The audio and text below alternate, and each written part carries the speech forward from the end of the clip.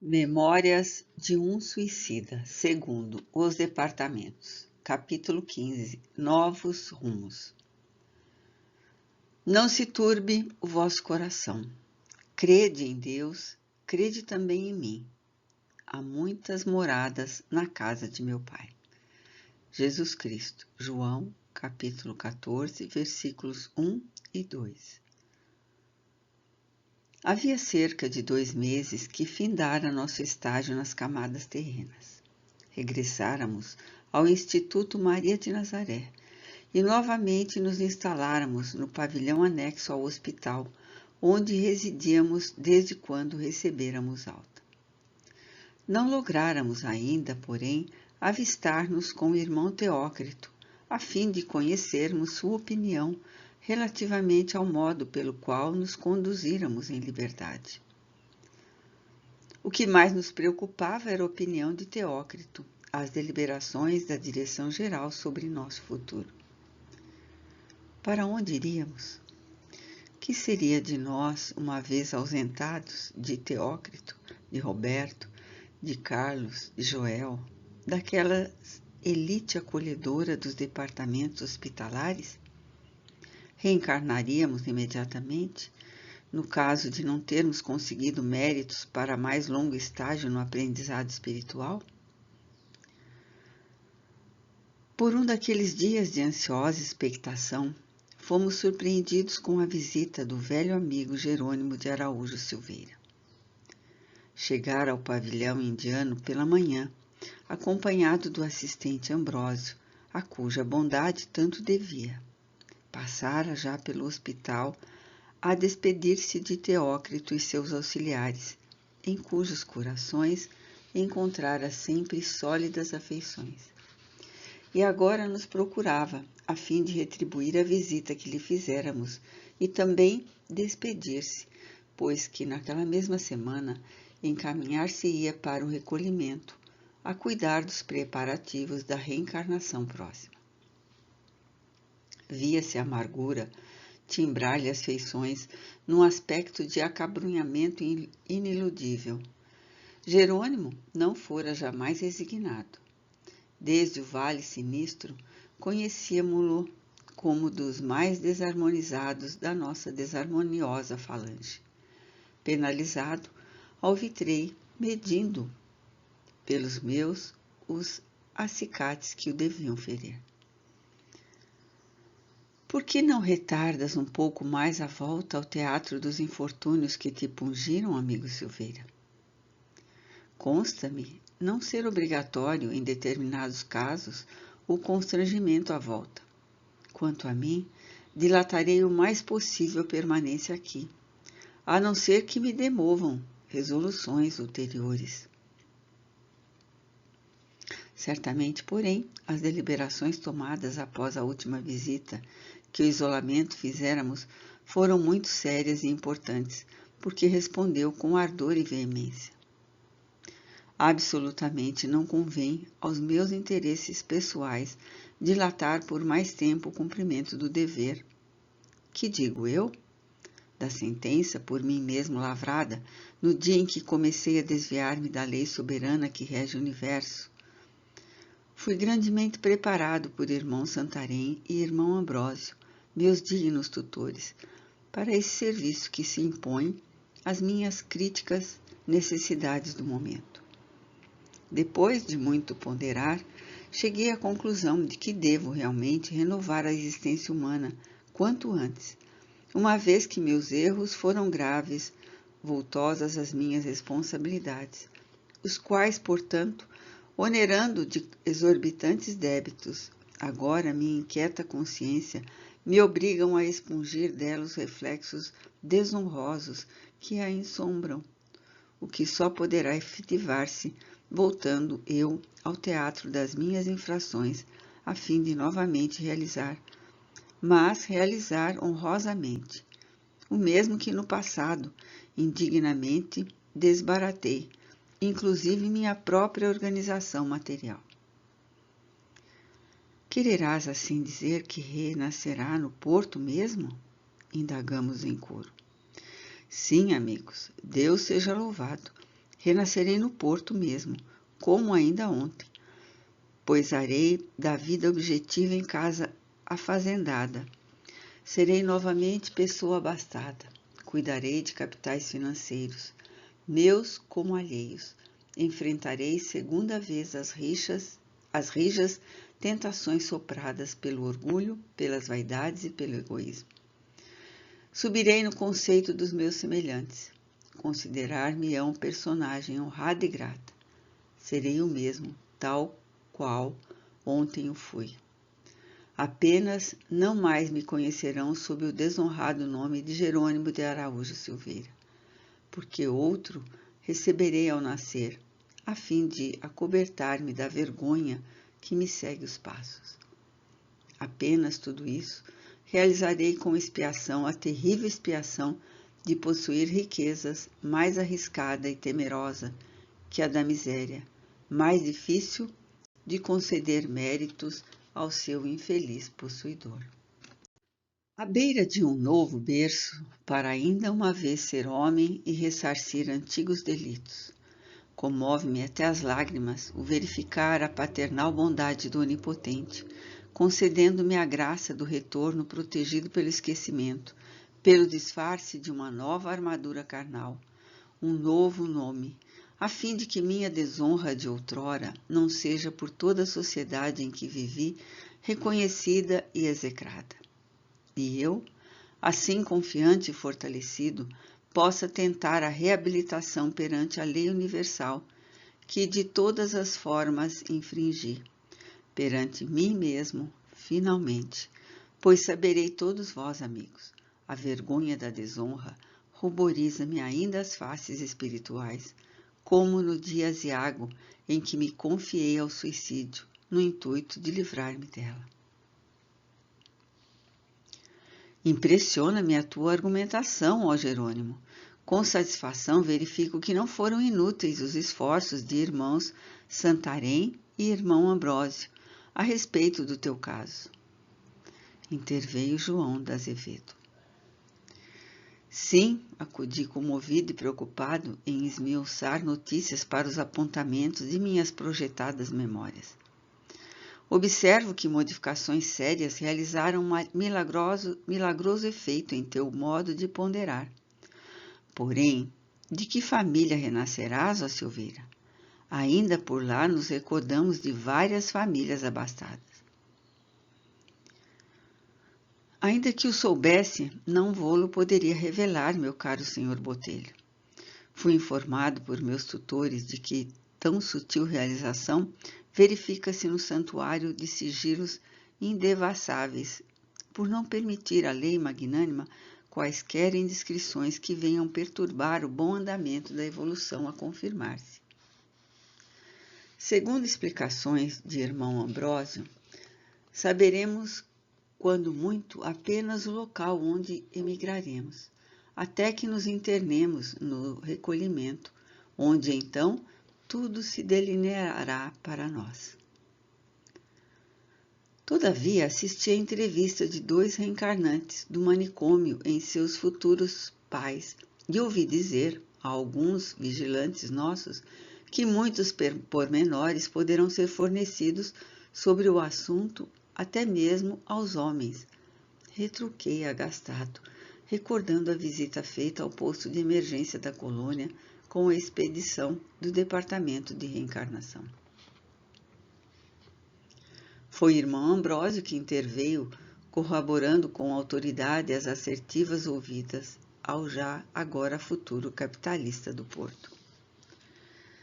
Sim, para estudo coletivo ou esclarecimentos pessoais que produzam efeitos salutares, e também como prêmio à sinceridade das intenções e ao devotamento ao trabalho, serão permitidas certas revelações a respeito do melindroso acontecimento, até mesmo aos leigos, aos homens principalmente. Têm sido facultadas muitas indicações a respeito, a fim de que lhes sirvam de incentivo ao progresso e mesmo de conforto durante as asperidades das reparações. Para a satisfação de mera curiosidade, porém, quer entre nós ou entre os homens, nada será concedido de positivo. O reencarnante será esclarecido ao internar-se no recolhimento do que lhe disser respeito, do que lhe seja útil e necessário. Referis ao acontecimento do posto de emergência? Mas quem são aqueles personagens? Seus nomes? Suas residências? Uma ilha existente sob bandeira portuguesa apenas, certa localidade do imenso Nordeste brasileiro. Convenhamos, meu amigo, que o sacrossanto segredo não foi revelado, não é verdade? Baixei a fronte, desarmado, enquanto Belarmino, interessado, voltou-se para o velho jovem, o velho amigo Jerônimo. E tens confiança na vitória da reabilitação? Sinceramente tenho, conquanto me sinta compungido a ideia de reproduzir ato por ato, com circunstâncias agravantes, a existência que fracassei. Creio estar, todavia, preparado para tanto, porque se não o estivera, deixaria de receber beneplácitos de meus mentores maiores para prosseguir no único intento reabilitador que me é dado. Aliás, meu caro senhor professor, absolutamente nada mais lograrei alcançar do plano invisível, sem o expurgo triunfal dos meus imensos débitos. Forçoso será compreender que desgracei minha própria família, que lancei nas torrentes dificultosas da miséria outras famílias cujos chefes me emprestavam o concurso dos próprios bens e de labores sagrados, os quais por mim se viram vilipendiados, graças à minha insânia de jogador e devasso. Será preciso outro sim recordar que lesei a pátria, crime que repugna a qualquer homem honrado, deixando mal ainda funcionários que bondosamente, intentando socorrer-me, porque me facultarem prazo para a reabilitação, deixavam de agir como lhes era dever, lavrando penhores, denunciando-me à justiça, levando falência, etc. Todas estas feias coisas pesam na balança de uma consciência acordada pelo arrependimento. Ó Belarmino, pois constitui crime perpetrado sob a inspiração da incúria, da má-fé, da devassidão dos costumes, da inconsequência leviana, do desamor ao bem.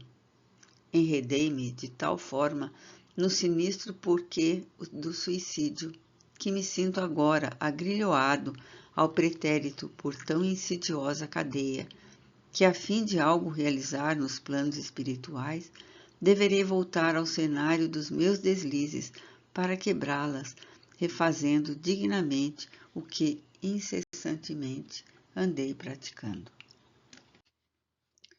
Como nenhum de nós ousasse aparteá-lo, o visitante prosseguia ao passo que rija tristeza ensombrava nossos corações.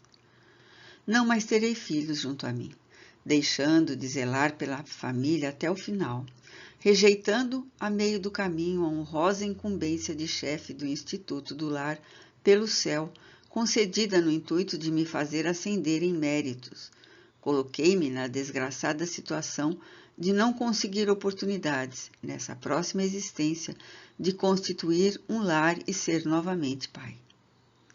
Não obstante, a fim de ressarcir a feia atitude contra Zulmira e meus filhos, prometi a Maria, mãe boníssima do meu Redentor, cuja solicitude maternal reabilitou Margaridinha e Albino, envidar todos os esforços, quando na terra, no sentido de amparar crianças órfãs, levantar de qualquer modo abrigos que agasalhem a infância e tornar-me o zelador dos pobrezinhos, como seria de filhos por mim gerados. Será o meu ideal na existência expiatória a que não tardarei a regressar. Praz aos céus que suspendas os teus abrigos para a infância desvalida, antes que a ruína financeira te cerceie as possibilidades futuras, amigo Jerônimo.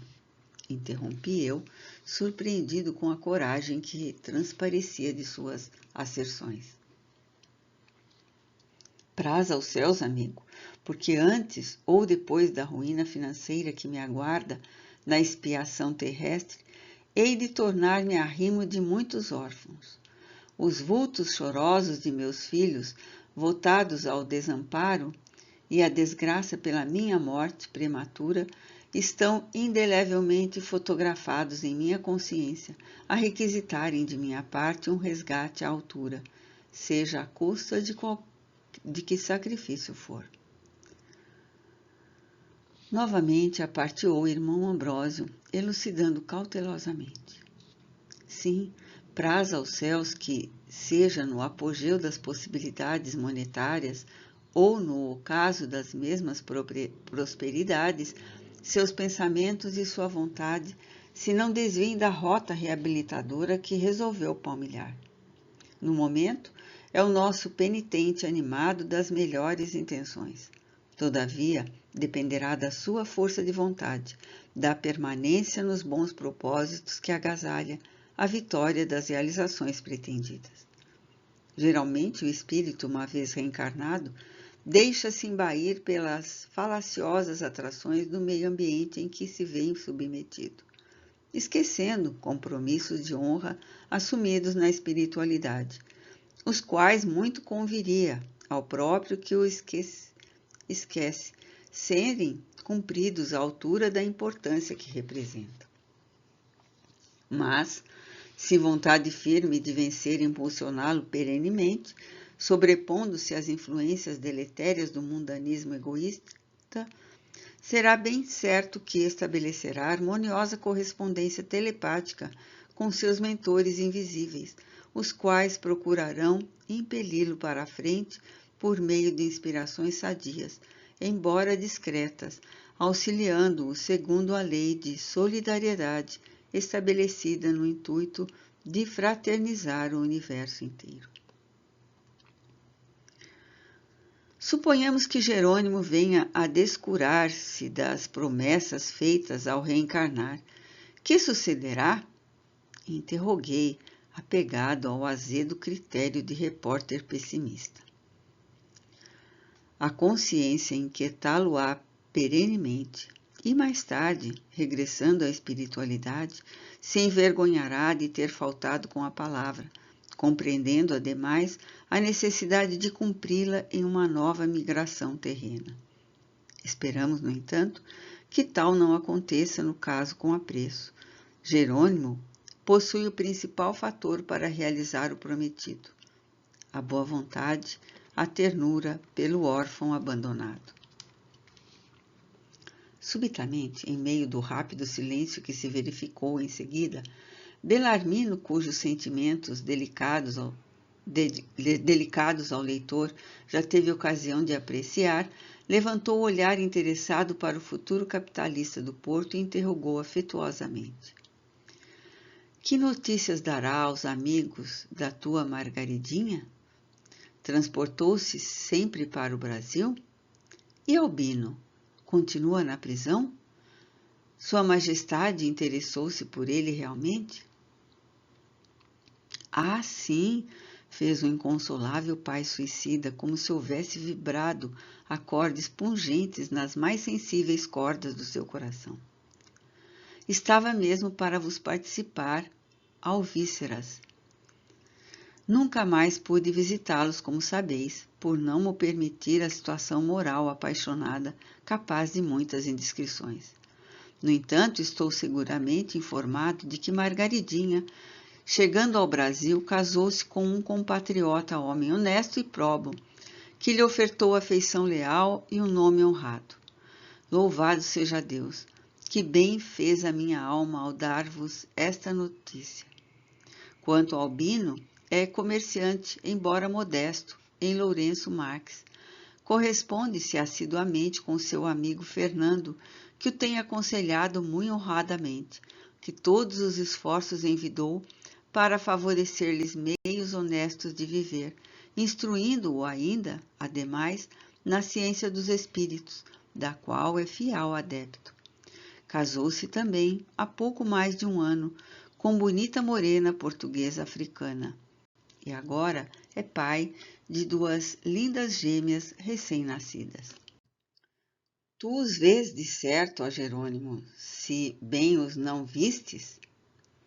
Interroguei, partilhando a saudade que transparecia de suas expressões. Sim, amigo Botelho, vejo-os por meio dos aparelhos do irmão Santarém, e é como se os visse bem de perto, e com eles falasse, pois isso me é permitido.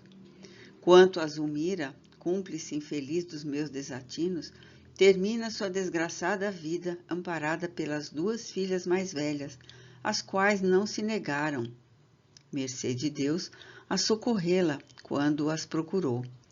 Tentou interceptar a ida de Margarida para o Brasil, sem o conseguir. Pobre Zulmira, amava-a tanto, meu Deus, fui o responsável por suas quedas. Também a ela devo reparações que mais tarde provarei com o favor do céu. 2 dias depois, Roberto de Canaleiras voltou a visitar-nos de posse de um convite de irmão Teócrito para, à noite, atendermos à reunião solene a realizar-se na sede do departamento hospitalar. Tratava-se, dizia o moço Canaleiras, de uma cerimônia de despedida, durante a qual seríamos desligados da tutela do departamento e considerados habilitados para outros carreiros em busca das reparações para os serviços do progresso. Dos bairros anexos aos hospitais, seguiriam antigos tutelados a assistirem ao importante conclave, que a todos profundamente interessava. Como será fácil entrever, a movimentação era intensa. Nesse crepúsculo em que todas as dependências do grande departamento enviavam contingentes de espíritos considerados aptos ou necessitados dos prélios terríveis da renovação carnal expiatória, devido ao crime da maior infração da criatura à face do seu Criador.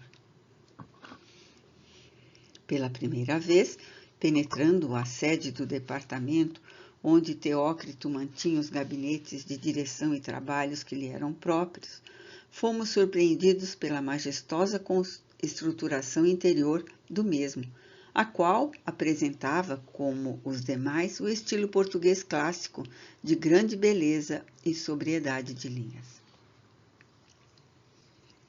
Ao chegarmos, éramos gentilmente encaminhados à vasta e modelar sala de assembleia, à maneira de câmeras representativas, onde as tribunas dos discursantes seriam ocupadas pelo grande público, isto é, por nós outros, os tutelados, cabendo o nível aos diretores, como em anfiteatro. Sobrepunha-se ao cenário, não destituído de magnitude singular, pallor iluminado que se diria jorrar do exterior, irisando o ambiente de miríficas gradações branco-azuladas. Pouco a pouco encheu-se o recinto. Os lugares reservados às sessões eram rigorosamente separados por linhas divisórias, tornando-se as arquibancadas ou tribunas como grandes camarotes destinados às classes sociais diferentes. Ali, porém, se não era social a diferenciação existente, era, não obstante, moral e vibratória, o que quer dizer que os grupos que enchiam cada camarote harmonizavam-se satisfatoriamente, apresentando grau idêntico na escala das responsabilidades, dos méritos e deméritos. Enquanto conosco assim acontecia, os responsáveis pelas diferentes dependências do grande departamento mantinham-se ao lado do seu diretor, isto é, de Teócrito, a tribuna de honra situada no nível da sala. Assistentes e vigilantes, por sua vez, acompanhavam os internos nas arquibancadas, com estes fraternalmente ombreando, quais modestos espectadores. Assim foi que, entre os primeiros, notamos a presença do padre Anselmo, educador da falange de suicidas obsessores aprisionados na torre. De irmão Miguel de Santarém, o abnegado conselheiro do isolamento. De irmão João, o venerável ancião guia paciente e caridoso da triste falange do manicômio, todos ladeando o diretor do departamento responsável. Por sua vez, pelo Hospital Maria de Nazaré, ao passo que seus assistentes se mantinham conosco, exceção feita de Romeu e Alceste, que, como iniciados, pertenciam à gradação mais elevada na hierarquia espiritual, não obstante a qualidade de discípulos de Teócrito. De longe, podíamos bem distinguir a claridade argêntea que descia de majestosa cúpula. Alguns antigos companheiros, como Jerônimo, cabisbaixo e pensativo, e como Agenor Penalva, o obsessor convertido sob cuidados de Padre Anselmo, e Olivier de Guzmán, depois de 38 anos de pacientes esforços e cujas feições severas, duras, dir-se-iam traduzir desconfianças, expectativa ansiosa e sombria, pavor indefinível. Em meio à augusta simplicidade, no entanto, foi que se desenrolou a magna cerimônia. Nenhuma particularidade ou traço de ineditismo surpreendeu nossas atenções ávidas do sensacionalismo mórbido da terra. Praz aos céus que, um dia, os homens encarnados, responsáveis pelos graves problemas que agitam a humanidade, aprendam com os espíritos a singeleza que então tivemos ocasião de apreciar quando se reunirem em festividades ou deliberações. No entanto, tratava-se de uma sessão magna, em a qual se resolveriam destinos de centenas de criaturas que se deveriam recuperar do erro a fim de marcharem para Deus. Efetivamente, Teócrito levantara-se, deixando irradiar do semblante fino, quase translúcido, um sorriso amável para seus pupilos, como se muito fraternalmente os saudasse, e depois de aceno afável, começou instilando novos anseios de vida em nossas almas, rejuvenescimento para a peleja do porvir que vinha anunciar. Nós os saudamos, diletos pupilos, caros irmãos de Jesus Cristo, e em seu nome excelso que vos desejamos a gloriosa conquista da paz. A voz do insigne diretor, porém, ou as vibrações do seu pensamento generoso em nosso favor, o qual entendíamos como se tratasse da sua voz, chegava ao nosso entendimento doce e murmurante, quase confidencial. No entanto, a grande assistência ouvia-o nitidamente, sem que um só monossílabo se perdesse. Espanhóis afirmaram mais tarde que o orador falava, naquela noite, em seu idioma pátrio, havendo até mesmo expressões costumeiras do lar paterno, deles conhecidas desde a infância, o que muitos comovia e sensibilizava. Nós, os portugueses, porém, contestáramos, pois o que ouvíramos fora o bom português clássico de Coimbra, ao passo que os brasileiros presentes pretendiam ter ouvido o suave e terno linguajar das plagas nativas, com seus acentos próprios e o sotaque que tanto desagrada em Portugal. Nota 34 da Médium. Mesmo entre desencarnados, somente os espíritos muito elevados poderão produzir semelhante fenômeno telepático. E sincero encantamento a toda a assistência impregnava de lenientes emoções. Ele, não obstante, prosseguiu. Não sois estranhos, meus amigos, ao móvel da presente reunião. É o vosso futuro que aqui se delineia, o destino que vos aguarda, que será concertado em programação que devereis não apenas conhecer, mas, acima de tudo, estabelecer e aprovar. Desde o dia em que os umbrais dessa colônia correcional se descerraram por ordens do alto, a fim de vos recebermos e hospedarmos, tens vivido entre as alternativas de um hospital-presídio. Em vosso próprio benefício o fizemos. Porém, para que mais fundas não se tornassem as vossas desgraças, mais ríspidas vossas responsabilidades, nos desvios das inconsequências funestas que fatalmente vos teriam absorvido totalmente, por séculos de gravíssimas transgressões, não fosse a intervenção caridosa do pastor imaculado, que partiu à vossa procura, ansioso por vos trazer ao aprisco. No entanto, hoje venho para vos participar que, a partir desse momento, os mesmos portões que se fecharam sobre vós, aprisionando-vos por impositivos de severa proteção e vigilância, descerram-se agora, permitindo-vos liberdade. Sois livres da tutela do departamento hospitalar, meus irmãos. Tudo quanto a estes hospitais e a estes presídios competia tentar, a fim de vos auxiliar na emergência crítica em que estáveis embaraçados, foi realizado. De agora em diante, novas tentativas se imponham no vosso trajeto, novos afazeres e condições de vida reclamam de vossa parte atividades e energias que sinceramente desejamos sem esmorecimento nem tibieza. Pois já tereis bem compreendido que jamais havereis de morrer, jamais conseguireis desaparecer da frente de vós mesmos, ou da frente da criação ou do universo. E isso acontece porque sois criaturas emanadas do fluido eterno da mente divina, em vós reside a vida eterna daquele que vos concedeu a glória de vos criar à sua semelhança, o que equivale a dizer que sereis como ele é por toda a eternidade. Vede que, possuindo vida eterna, finalidade gloriosa reclama a vossa presença no seio da eterna pátria, onde o soberano, Senhor do universo, mantém a intensidade de sua glória. Para que, pois, haveis de recalcitrar contra a vossa origem divina?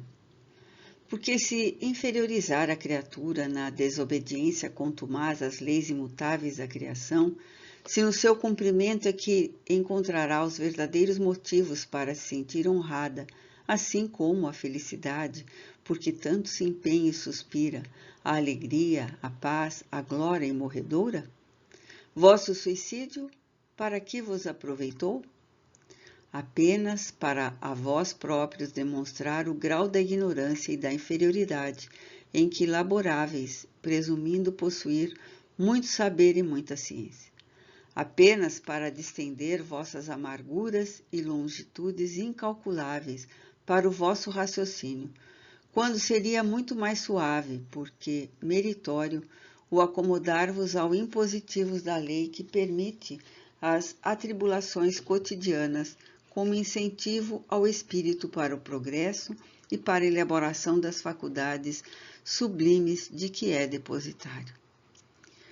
Que vos sirva a amarga lição da experiência, meus amigos, que as lágrimas vertidas por vossas almas, inconsoláveis em presença da realidade que vindes contemplando, se perpetuem nos refolhos das vossas consciências como salutar advertência para os dias porvindouros, quando, renovando experiências que deixastes fracassar, praticardes as sublimes tentativas da reabilitação.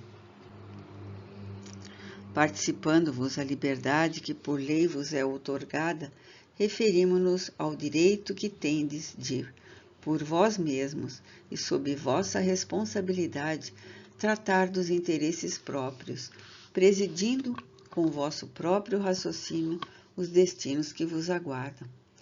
Sim, sois livres de escolher o que melhor vos parecer. Recebestes, onde até agora estagiastes, elucidações convenientes que vos permitem o critério da escolha. Quereis retornar à terra imediatamente, tomando novo fardo corpóreo, vós, cuja razão, devidamente esclarecida, concluiu pela necessidade imperiosa, indispensável, da terapêutica reencarnacionista, única que vos conduzirá à cura definitiva dos complexos, que vos tem afundado nos pantanais de irremediáveis amarguras? Tendes liberdade para fazê-lo, uma vez que estáis para tanto preparados. Preferis ficar e cooperar conosco durante algum tempo, dilatando a época do inevitável retorno ao orbe terráqueo, seja aprendendo a servir no corpo de nossa milícia, seja desenvolvendo faculdades de amor no aprendizado fraterno de catequese às falanges obsessoras que infestam a terra e o invisível inferior, ou no auxílio prestativo aos nossos hospitais e enfermagens, isto é, assistência benemérita de caridade, consolo fraternal, vigilância, etc. Tendes autorização para escolher. Nosso campo de ação é intenso e muito vasto, e nas fileiras da nossa agremiação, bem recebido será o voluntário que, amando o Senhor, respeitando suas leis, desejando trabalhar e servir para progredir, submetendo-se aos nossos princípios e direção, se for inexperiente, quiser colaborar para o engrandecimento do bem e da justiça. Vede, Joel, a quem tanto quereis, para que entrou em vossas condições.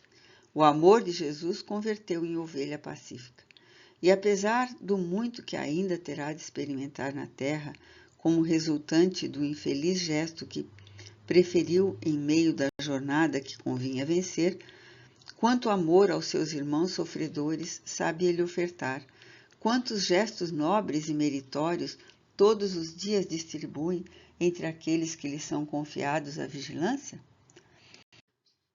Porventura, desejais aqui ficar sem coisa alguma tentardes para o benefício próprio, perambulando de departamento em departamento, observando fatos, presos a um círculo vicioso de contemplação improdutiva, ou entre o invisível inferior e a terra, arriscando-se a perigosas tentações, inativos, ociosos, a exercerem a mendicância do astral, sem algo de meritório praticar, conquanto incapazes da prática do mal, uma vez que não sois maus?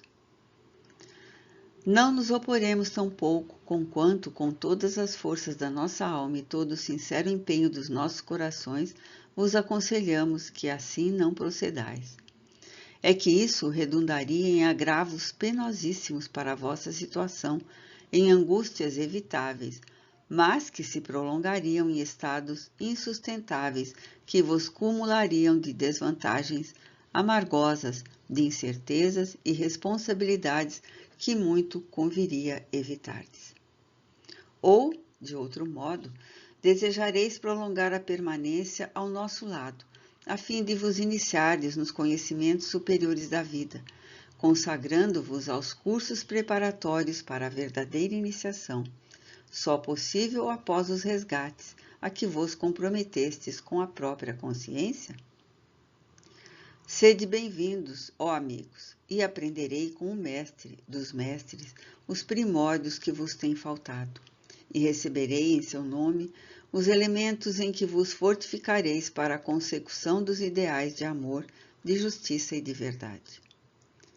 Muitos de vós, presente a esta assembleia, se encontram habilitados para esse curso preparatório. Para outros, porém, o momento ainda não chegou. Suas consciências segredar-lhe-ão ao caminho a seguir, sem que nos constranjamos a proferir-lhes os nomes. Mesmo nos habilitados, todavia, nada obrigará a aceitação do convite que ora foi feito. Aceitá-lo-ão se o quiserem, por livre e espontânea vontade. Murmurações discretas percorreram a assistência. Era que admirávamos a caridosa sutileza do método posto em prática, o qual inibia uns e outros de nossa falange de se julgarem favorecidos por qualquer superioridade, uma vez que não podíamos avaliar os ditames das consciências uns dos outros, assim como aboliria a suposição de predileção por parte dos mentores. Teócrito continuou depois de uma pausa. será a vós concedido prazo de 30 dias para meditardes deliberadamente sobre o que acabeis de ouvir. Pois, conquanto estejais há bastante tempo doutrinados e esclarecidos para tomardes por vós mesmos a decisão que vos convém. A tolerância manda que vos acautelemos com ainda algum tempo de meditação a respeito das tentativas futuras.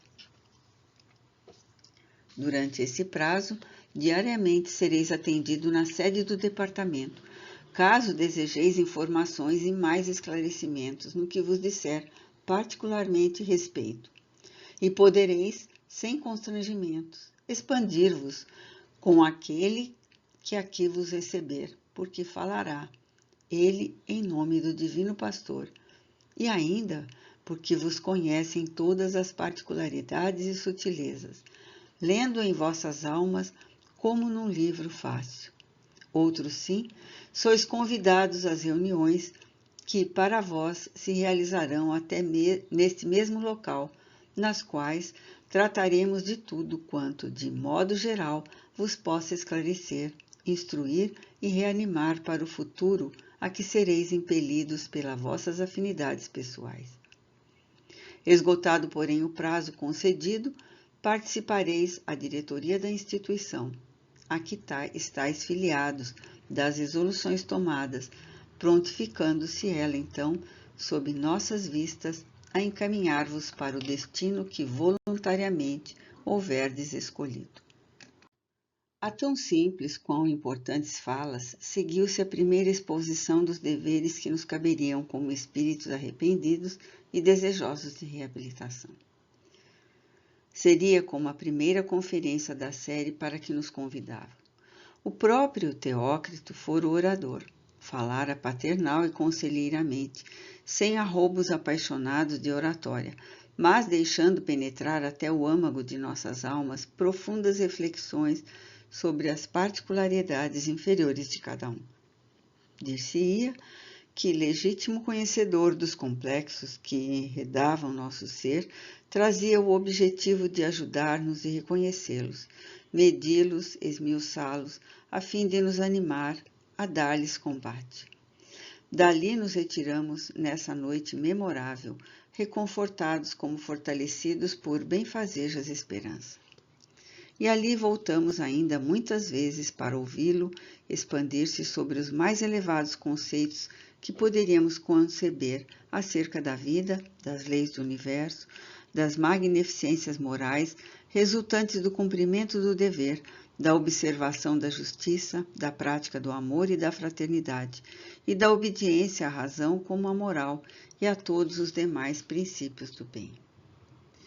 Extinto o prazo estabelecido pelos regulamentos internos, grande movimentação verificou-se na fisionomia pacata do departamento hospitalar e da torre. Turmas de asilados cruzavam as alamedas nevadas dos parques, demandando a sede do departamento, acompanhadas de seus mentores, a fim de participar em autoridade máxima da nobre agremiação as resoluções definitivamente tomadas, depois das mais graves elucubrações e análises sobre a situação própria, assistidas pelos desvelados conselheiros e educadores e orientadas pelo próprio Teócrito, como vimos.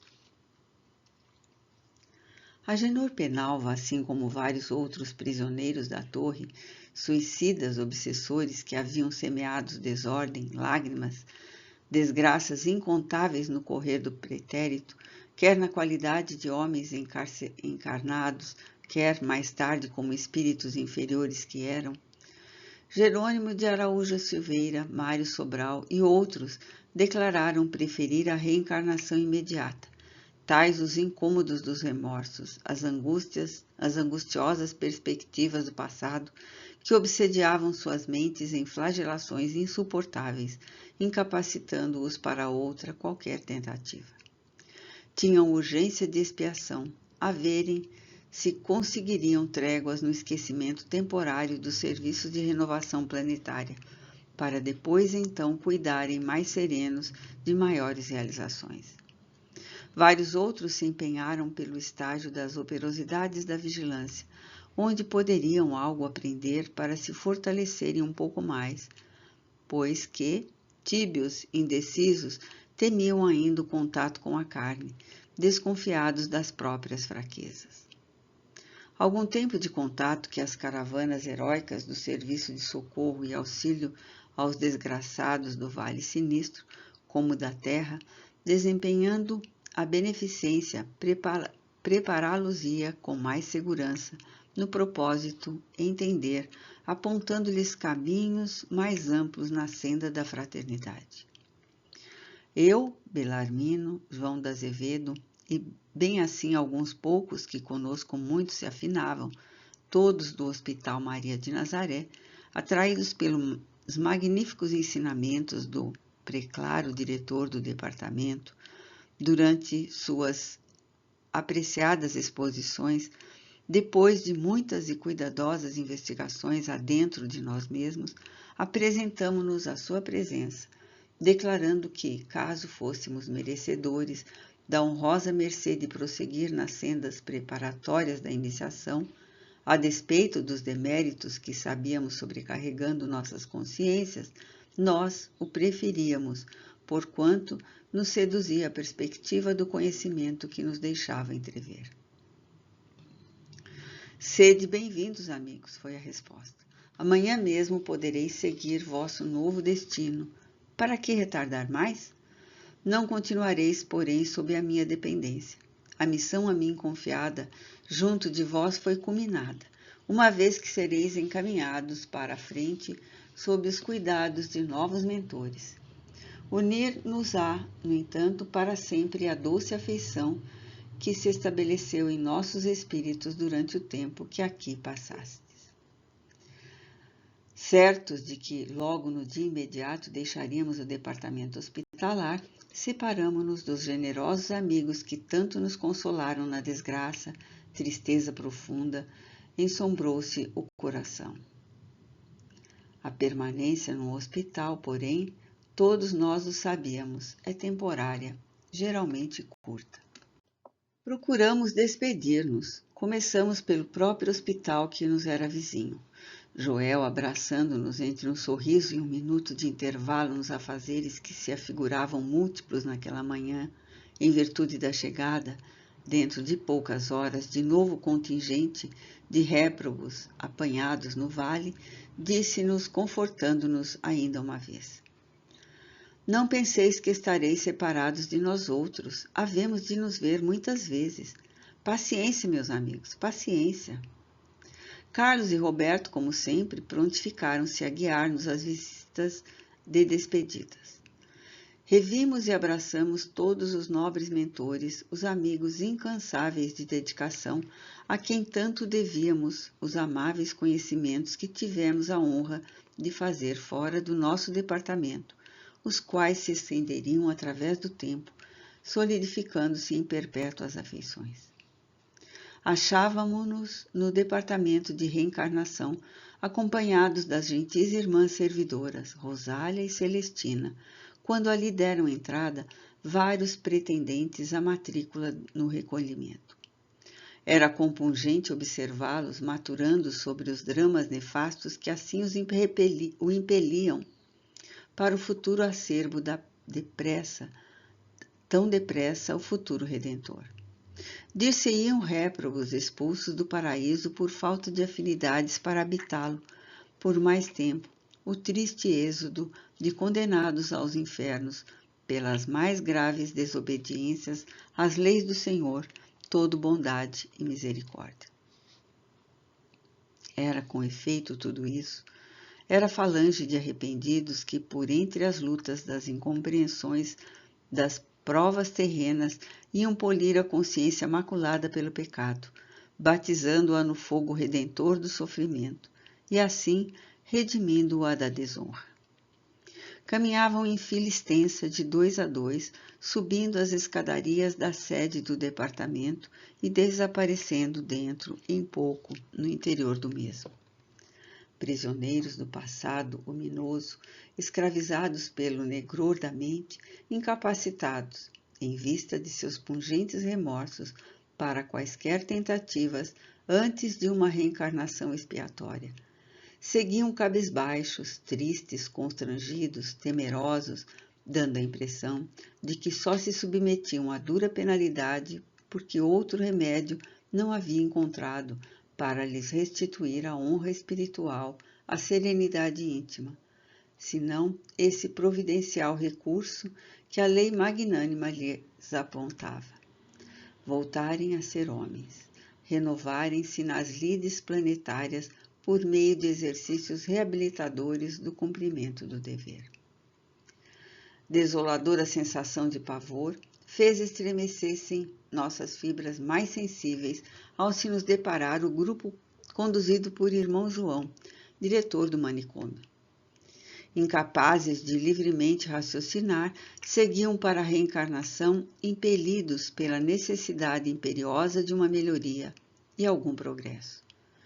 E somente as escassas atenuantes que deveriam trazer, como os deméritos que a evidência mostravam, estabeleceriam condições para a existência que buscavam, assim como seus lamentáveis estados vibratórios.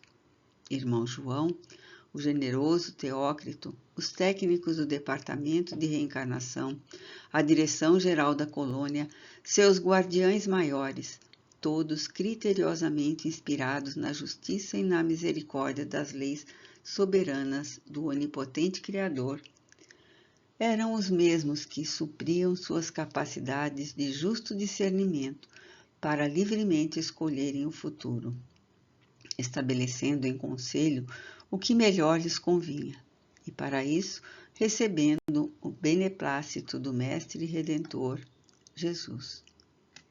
Não contivemos as lágrimas ao avistarmos Jerônimo e Mário, nossos pobres companheiros e afins desde as sombrias desesperações do Vale Sinistro. O primeiro abatido curvava a cabeça sobre o peito, qual condenado submisso no momento supremo. Não nos percebeu à distância, tão absorvido seguia nas ondas aflitivas do pensamento. O segundo, porém, sorridente e valoroso, os cabelos revoltos como no primeiro dia em que o víramos, o peito, no entanto, destemeroso, erguido como a desafiar as lutas por vindouras, olhos vivos postos para a frente, qual sonhador antevendo o ápice honroso de empresa penosamente iniciada entre os sacrifícios exigidos pela razão e as lágrimas vertidas pelo coração, ambos conflagrados por sincero arrependimento, que seria preciso expungir. Ao nos avistar, acenou amigavelmente, um adeus que parecia derradeiro, enquanto fremito de indescritível horror confragia nossas almas. O desgraçado acenara com 2 miseráveis tocos de braços, onde não existiam mãos, ao passo que estas lá estavam, destacadas, encravadas em seu próprio pescoço, como recordando a morte violenta pelo estrangulamento, a mesma por ele dada à infeliz Eulina. Este será bem certo que vencerá, profetizou irmã Celestina pensativa. Sua próxima migração terrena será calvário áspero, próprio das almas corajosas que se arrependem. E do berço ao túmulo apenas lágrimas e asperezas conhecerá. Arrastar-se-á sem esperanças nem compensações, mutilado, enfermo, humilhado, ridiculizado, traído pela própria mãe, que o repudiará ao dar-lhe a vida, pois só obterá um corpo nos ambientes viciados em que outrora se chafurdou. Mas será preciso que assim seja, ó meu Deus, para que se reconcilie com a consciência própria e se reencontre harmonizado com o progresso natural de cada criatura em procura de Deus. Também assim o compreendeu, que ele mesmo escreveu a sentença que lhe convém e entregou a irmão Teócrito para encaminhá-la à direção geral e conseguir a aprovação do seu guardião maior, isto é, de Maria, governadora da legião a que pertencemos. Mário impôs-se expiação duríssima, como tantos e tantos irmãos nossos existentes sobre a crosta da terra, no resgate severo e decisivo. E ao entardecer do dia seguinte, deixamos o departamento hospitalar. Veículo modesto, que reconhecemos do tipo usual no interior da colônia, veio buscar-nos. Silenciosamente comovidos, tomamos lugar e confortados pela presença de Romeu e Alceste, que nos deveriam acompanhar ao novo domicílio, observávamos que, enquanto deslizávamos suavemente as neves melancólicas, se adelgaçavam. A paisagem se coloria de formosos tons de madrepérola. Flores surgiam em festividades policrômicas à beira das estradas caprichosamente cuidadas. Quando os primeiros casarios de magnificente metrópole hindu apareciam aos nossos olhos surpreendidos, que julgavam sonhar. Louvado seja Deus! Era, pois, verdade que havíamos progredido.